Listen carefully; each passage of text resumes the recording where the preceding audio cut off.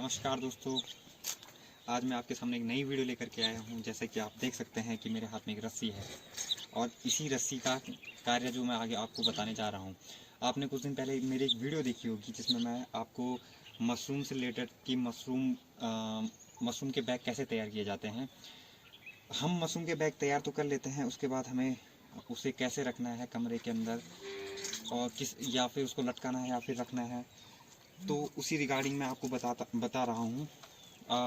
आप मशरूम के बैग तैयार करते हैं तो आप दो तरीके से आप उसको मशरूम के बैग कमरे में रख सकते हैं, या फिर आप रैक बना करके, जैसे आपने बैम्बू रैक बना रखे होंगे या फिर बनाने होंगे, तो आप उन बैम्बू रैकों पे आप बैग रख सकते हैं।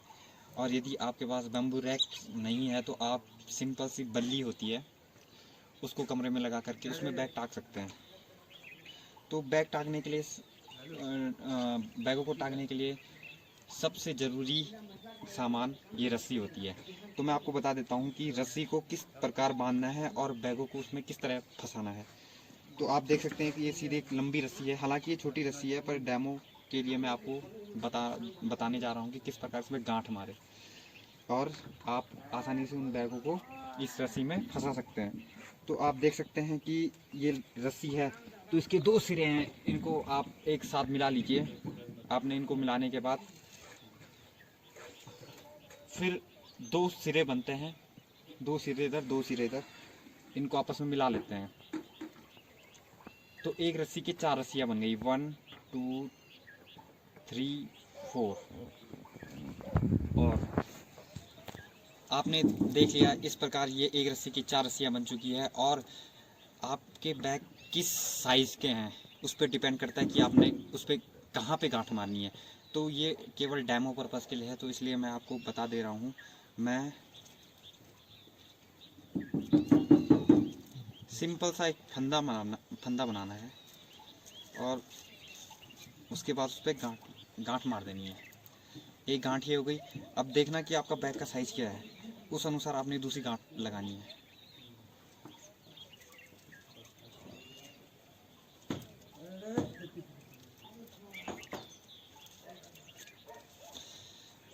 और आपके एक और दो गांठ बन चुकी है।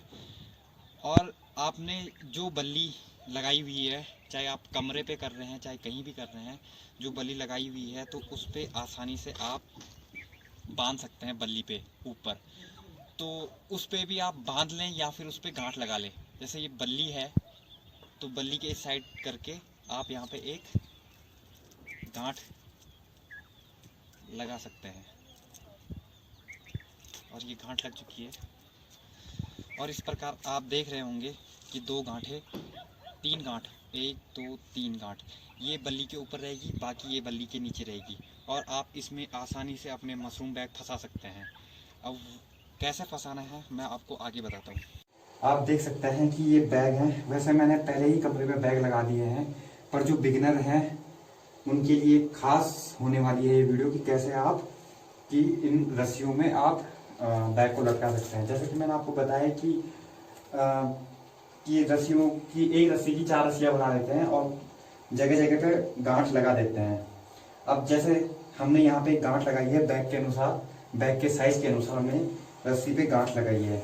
तो बैग फंसाने का सबसे बढ़िया तरीका है कि आप वैसे तो आप दो जने मिलकर के आसानी से यहाँ पे इस गांठ पे बैग, इस रस्सी पे बैग लटका सकते हो, पर अभी असुविधा होने के कारण मुझे खुद ही इस रस्सी पे बैग लटकाना पड़ रहा है।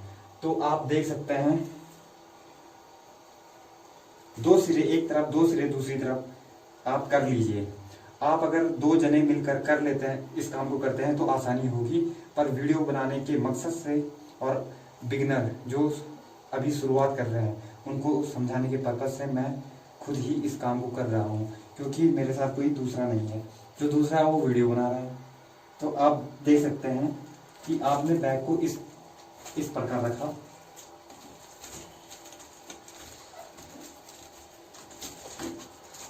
देखिए रस्सी के दो से सिरे एक तरफ, दो सिरे एक तरफ। तो आप रस्सी को आराम से फैला लीजिए।